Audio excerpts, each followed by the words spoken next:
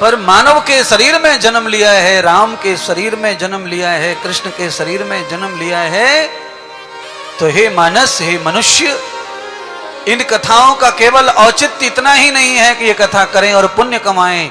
इन कथाओं का औचित्य इतना है कि इन कथाओं से सीखें और एक सात्विक सद्भावी मानव बने, एक अच्छे मनुष्य का प्रतीक बने। आहार से, व्यवहार से, ये सुधरने के लिए है कथा।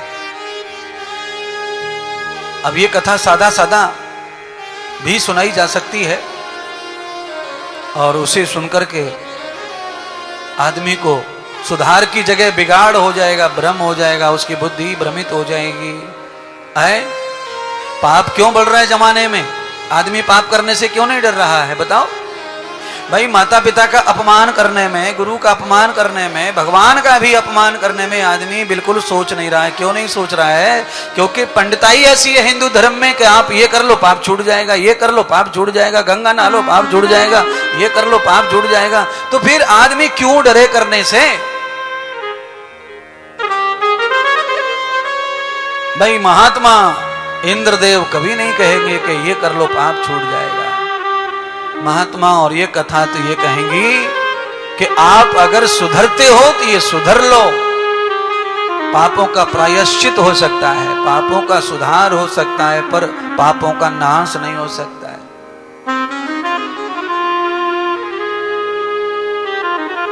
पेड़ को जड़ सहित उखाड़ दो तो भी उसकी जड़ रह जाती है। आदमी जड़ सहित उखाड़ देता है पेड़ को, घर में हो, खेत में हो, पर तो भी उसकी जड़ मिलेगी आपको कहीं न कहीं। आप कहां कहां जड़ ढूंढेंगे उसकी? आपको जितनी जरूरत है उखाड़ दिया, काट दिया, जितनी जड़ें काटनी काट दी, पर उसकी जड़ वहीं नहीं है पेड़ के नीचे। उसकी जड़ उतनी दूर तक है जहां तक तुम सोच नहीं सकते हैं। इसलिए पाप की जड़ मिटा नहीं सकते। पाप की कटनियां काट सकते हो, टहनियां काट सकते हो, पाप को छटनी कर सकते हो कथा करने से, यज्ञ करने से, दान करने से, गंगा नहाने से, पुण्य कमाने से, सब काम करने से आप कटिंग छटिंग तो कर सकते हो, पर आप उसे मैट नहीं सकते। अच्छा, कटिंग छटिंग करने से कभी कभी फायदा हो जाता है? कभी कभी फायदा हो जाता है। कैसे फायदा हो जाता है? भाई कोई पेड़ आंगन में लगाया था, अचानक इतना बड़ा हो गया कि आपके घर के दरवाजे को ही रोक दिया उसने, आने जाने में दिक्कत कर रहा है। आने जाने में दिक्कत करता है तो आपने क्या किया? ऊपर ऊपर से पेड़ को काट दिया, छांट दिया। पेड़ की जो पीठ है वो रह गई, ऊपर की तने शाखाएं कट गई, आपका जो काम बिगड़ रहा था वो बन गया, पर पेड़ वही है। ऐसे ही जब आप कथा कर लेते हैं, पुराण बचवा लेते हैं, यज्ञ करवा लेते हैं, गंगा नहा आते हैं, तीर्थ कर आते हैं, गुरु चरण दबा लेते हैं, सेवा कर लेते हैं, आपको कटिंग छटिंग प्राप्त हो जाती है। यानी कि आप कुछ समय तक दरवाजे में आएंगे जाएंगे तो वो पेड़ व्यवधान नहीं बनेगा, पर वो पेड़ कहीं गया नहीं है, फिर उसकी शाखाएं बढ़ने लग जाती हैं, पाप फिर जीवित होने लगता है। पर ये भी अच्छी बुद्धि तो है, ये कोई खराब बुद्धि नहीं है। पेड़ बाधक बन जाए तो उसे छांट दिया जाता है, और बाधक बन जाए तो उसे उखाड़ फेंक दिया जाता है, पर उसकी जड़ नहीं मिटाई जाती है, जड़ रहती है, और वो किसी न किसी समय कहीं न कहीं वो उग आती है। उस जगह पे नहीं उगेगी, आप सोचेंगे नहीं वहां जाके उगेगी, आपको लगेगा ये कोई दूसरा ही पेड़ है, उसका नहीं है, पर ये उसी का ही जन्म है। हमारे गेट जो है, कुटिया का जो गेट है, आश्रम की कुटिया का जो गेट है, एक वचन नहीं, गेट हैं, उन गेटों पे हमने बेल लगा रखी है, हरी बेल। गेट के ऊपर से घूम के जरा अच्छी लगे, दिखे, बढ़िया दिखे गेट, आप अंदाजा लगाएंगे उस बेल की जो जड़ है वो कम से कम 200 मीटर दूर तक जाकर के उग आ रही है, निकल आ रही है, 200 मीटर। और बेल उतनी है, वो देखने में बेल उतनी है, अगर हम कटिंग छटिंग ना करें तो बेल ही न जाने कहां पहुंच जाए। पर बेल तो काटते रहते हैं, सेटिंग करते रहते हैं उसकी, पर उसकी जड़ की कोई सेटिंग नहीं है। जैसे बेल ऊपर बढ़ रही है वैसे नीचे बढ़ रही है, नीचे नहीं बढ़ेगी तो ऊपर कोई पेड़ नहीं बढ़ेगा। जिसकी नीचे की ओर बढ़ोतरी कम हो जाती है वो वृक्ष ऊपर भी बढ़ता नहीं है। जो पेड़ नीचे पाताल में अपना घर बनाता है वही आकाश में जाता है। अगर पाताल में तुम्हारी जड़ नहीं है तो आकाश में जाने की औकात नहीं है। इसीलिए ज्ञानी लोग क्या कहते हैं? ज्ञानी लोग कहते हैं कि इतना सत्कर्म कर लो, इतना शुभ कर्म कर लो, इतना भागवतीय कर्म कर लो, जीवन में इतने पुराण बचवा लो, इतने दान सेवा कर लो कि तुम्हारी जीवन के पुण्यों की जड़ पाताल में चली जाए, फिर वो कभी नष्ट ना हो। आकाश में खाली स्थान में जितना भी यश फैलेगा वो फैलता रहेगा। हमेशा कथाओं में आता है, विख्यान तो मैं कहता हूं, केवल पुण्य का ही फल ऐसा है जो 10 दिशाओं में तुम्हें ले जा सकता है। बाकी जगत में कोई शक्ति ऐसी नहीं है जो तुम्हें 10 दिशाओं में ले जाए। आवृतम न कर्म सुगंधिनाम तत्वाय सवित कृतये। आपने अपने कपड़े में सेंट मार लिया, पर ध्यान रखना, सेंट मारने के बाद अगर हवा पूरब से चल रही है तो सेंट की खुशबू दक्षिण में जाएगी, पश्चिम में चली जाएगी। पूरब से हवा आई तो जिधर हवा जाती है उधर खुशबू जाती है सेंट की। हवा के साथ साथ खुशबू सेंट की बहती है, पर पुण्य की खुशबू, सत्कर्मों की खुशबू, कीर्ति की खुशबू, यश की खुशबू, समृद्धता की खुशबू बिना हवा के 10 दिशाओं में फैलती है, बिना हवा के 10 दिशाओं में। और भैया 10 दिशाओं में जो फैले उसको करो, पहले उसको छिड़को, उसको जीवन में अपनाओ।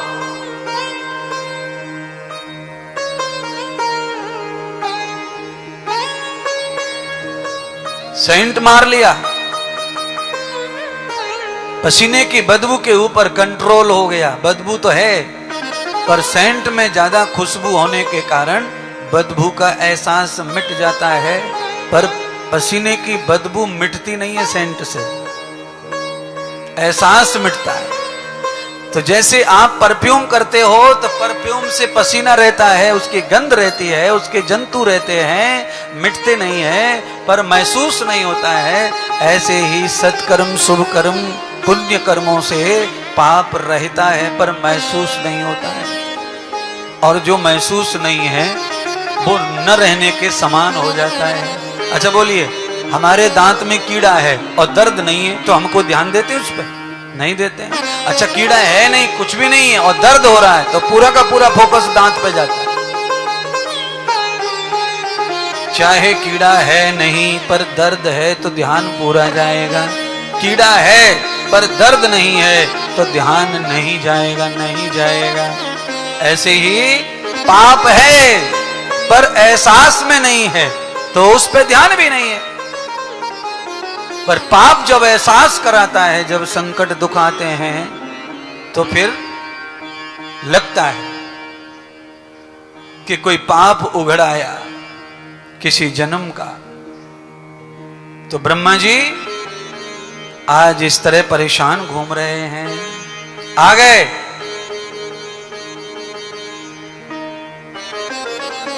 भगवान श्री गणेश का अनायास दर्शन हुआ। आज भगवान ब्रह्मा ने गणेश को ध्यान नहीं किया, पर भगवान ब्रह्मा गणेश को निरंतर पहले ध्यान कर रहे थे वर्षों से। जब हम ध्यान करते तब भगवान आते हैं ऐसा नहीं है, भगवान एट ए टाइम मौजूद हैं आपके लिए। आपने कभी भी भगवान को अपने लिए स्वीकार किया है तो भगवान आपके लिए हमेशा मौजूद ही रहते हैं। जहां वहां जरूरत है वहीं मिल जाते हैं, उनको कहीं से आना जाना नहीं पड़ता। भगवान की उपलब्धता यही है, भगवान की सामर्थ्य शक्ति यही है। प्रबुद्धम युक्त रूपश्च।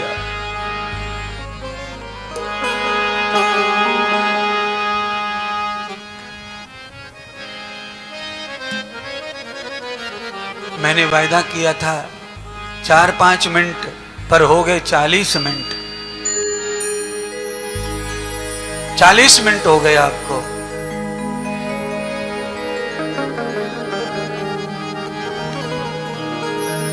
छोड़ो छोड़ो घर का झमेला, छोड़ो छोड़ो ये जग का झमेला, और आज लागा है गणपति का मेला। छोड़ो छोड़ो घर का झमेला, आज लगा है गणपति का मेला।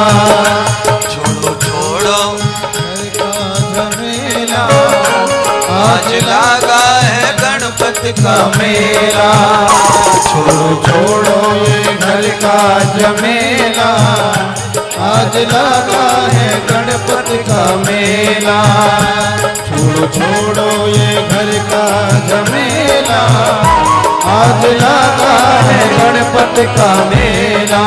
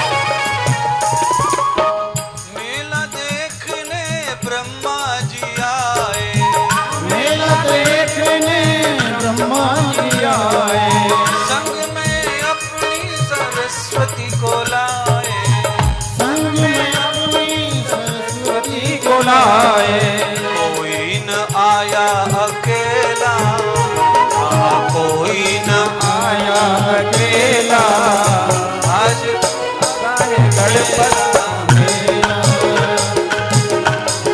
घर का झमेला, आज लगा है गणपति का मेला। छोड़ो छोड़ो ये घर का झमेला, आज लगा है गणपति का मेला। छोड़ो छोड़ो ये घर का झमेला, आज लगा है मेला। छोड़ो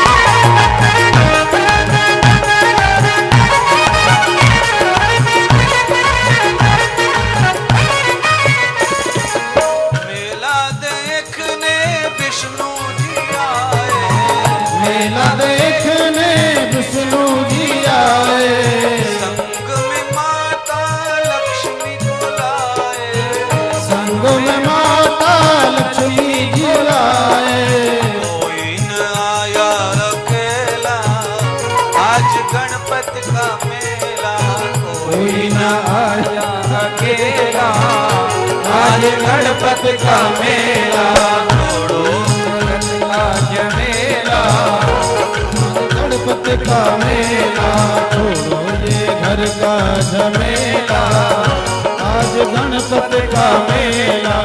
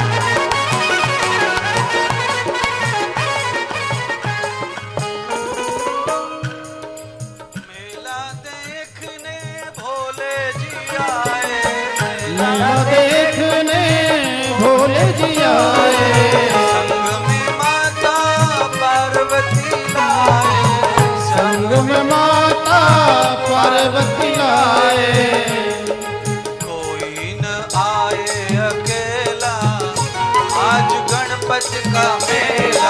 कोई न आए अकेला, आज गणपति का मेला। छोड़ो छोड़ो ये घर का झमेला, आज गणपति का मेला।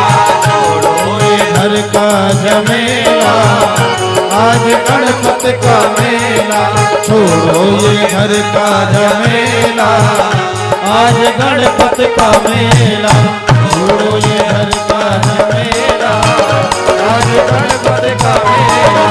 छोड़ो ये घर का झमेला, आज गणपति का मेला। छोड़ो ये घर का झमेला, आज गणपति का मेला।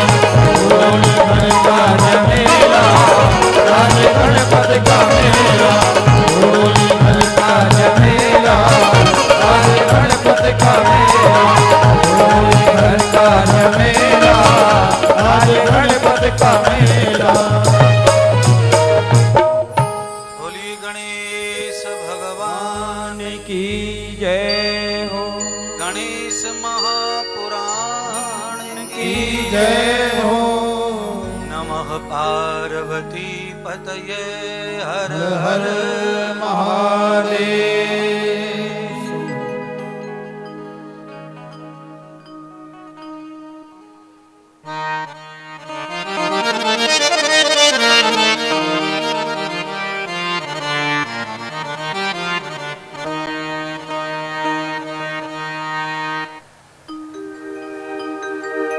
बंधुओं,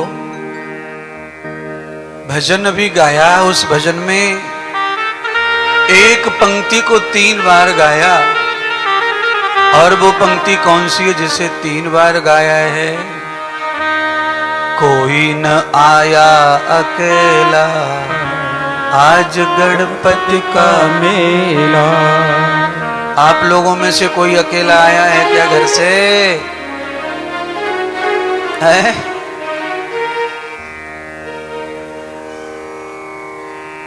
तो जो अकेले आए वो गणेश जी को संग लाओ। समाज में कहते भी तो, कहावत भी तो है, जिसका कोई नहीं उसका भगवान। मेला देखने भोले जी आए, संग में पार्वती माता को। अब उनके संग में है तो आ गई। अब जिनका जीवन अकेला है तो उनके जीवन में क्या है फिर? भगवान। भगवान का अर्थ होता है भावना, श्रद्धा, भक्ति। अगर ये भी हमारे साथ है तो भी भगवान के मेले में आनंद का दर्शन होगा। कथा में लौट के आ जाइए, कथा को भूल मत। मैं जो कथा सुना रहा हूं उसका मूल हेडिंग है कि देवताओं ने भगवान गणेश को अपनी शक्तियां क्यों दी।